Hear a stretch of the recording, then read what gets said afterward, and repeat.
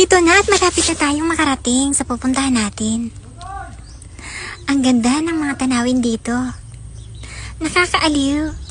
Katulad na lang ng mga niyog. Mga damong green. At mga simpleng bagay na wala dito sa Maynila. Ito ang hirap nga pala dumaan dito. Dahil ito ay dahilig. Yung sinasabi nilang bituka ng manok. Nakikita nyo ba yan? Nako, takot na takot talaga ako sa part na to.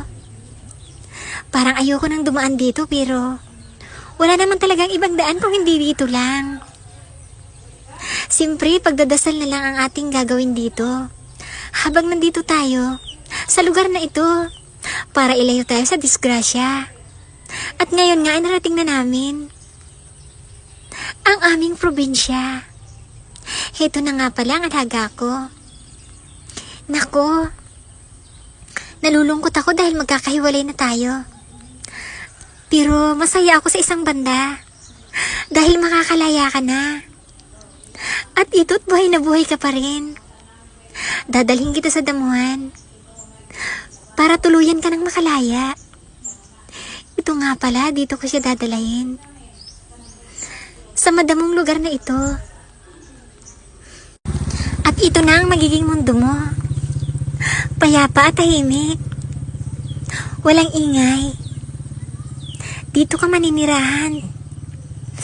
Sa mundo na parang paraiso. Maraming puno ng niyog. Maraming mga dahon.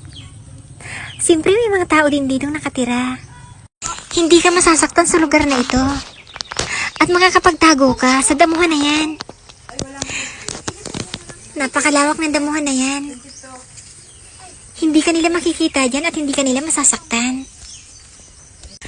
Sige na. Palalayain na kita.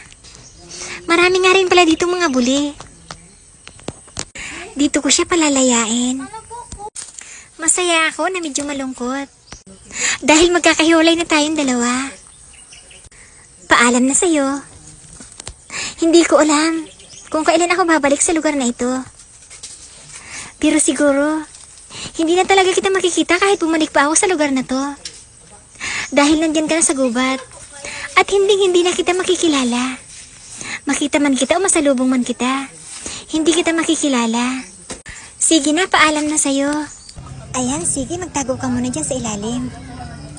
Magpahinga ka dyan. Dahil nahilo ka siguro sa biyahe. Tapos pag nagutom ka, bumalik ka dyan sa tinapay at kumain ka. Masarap naman yung tinapay pero kung kumakain ka ng damo, pwede ka rin kumain dyan ng damo.